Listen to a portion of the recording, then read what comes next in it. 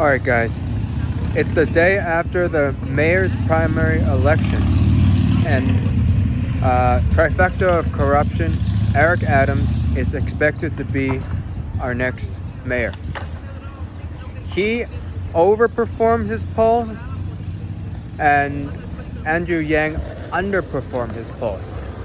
Andrew Yang underperformed some polls by a significant amount, like 10%.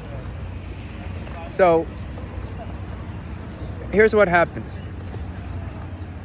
Okay, number one, the people the new voters that Yang wanted to join the race never showed up. And I attribute this to poor campaigning. His campaign was focused on hyping people up and getting people excited about the race, but never bothering to get people registered as a Democrat, never helping people find their poll sites, and assuming that people would actually be excited enough to go out and vote if they've never voted before. And that brings me to my next point. Why didn't he get people excited enough to go vote? It's because his message was off. His message was New York needs change, and I'm not part of the system. And that's it. That was his message.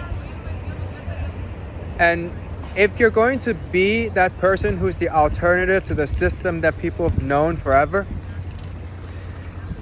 you have to win their trust unconditionally. And he just hasn't done that.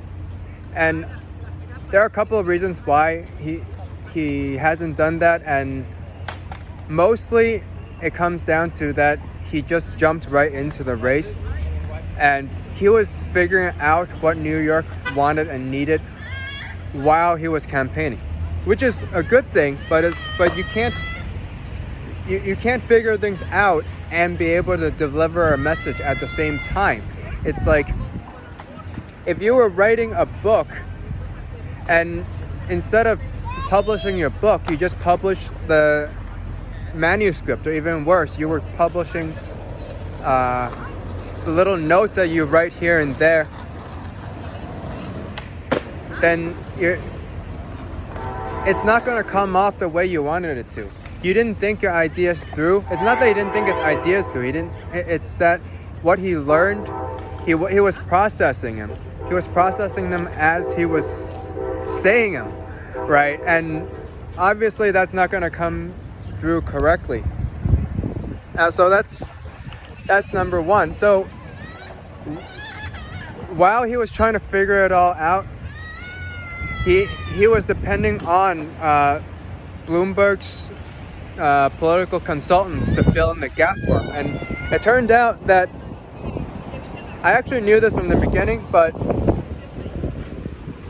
Andrew Yang is probably the worst, least talented bullshitter in the history of politics, in the history of reported politics. When he makes sense, he makes sense, but when he bullshits, everybody can feel it, and that really took things away from him. It might have been a foregone conclusion that there's no way he could have been who he was known as the truth teller, jumping into a new race so quickly, you know. And his public branding was also very off, very weak. You know, while Eric Adams was introducing himself as a former cop and somebody who's devoted his life for the city, Andrew Yang was literally branding himself as a public school parent. I don't know who thought that was a good idea, but he probably didn't even think it was a good idea. He just didn't think things through. He just did not have the time to digest to digest everything and figure out a plan before he started running. He was just like, all right, let's go do it. I mean, and that's in a way a noble thing, because he saw that New York City needed help, and he thought he was the one that could help. And you know, he was really trying to figure things out, but it just did not look good. It just did not look good.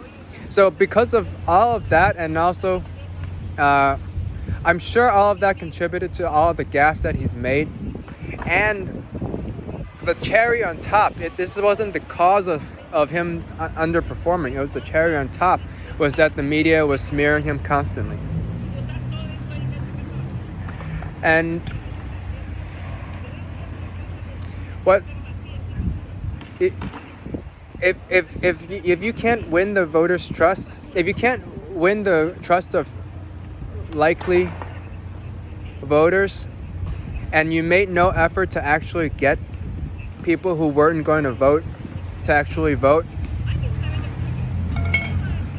then it's gonna be it's not gonna be a good night for you. And also the way it turned out, voters don't really watch the debates.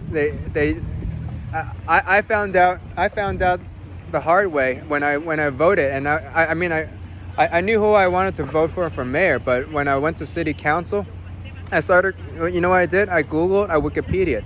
I didn't really trust news sources. I didn't trust what people were saying. I just went to Wikipedia, and it turned out Eric Adams' Wikipedia page looks pretty good. So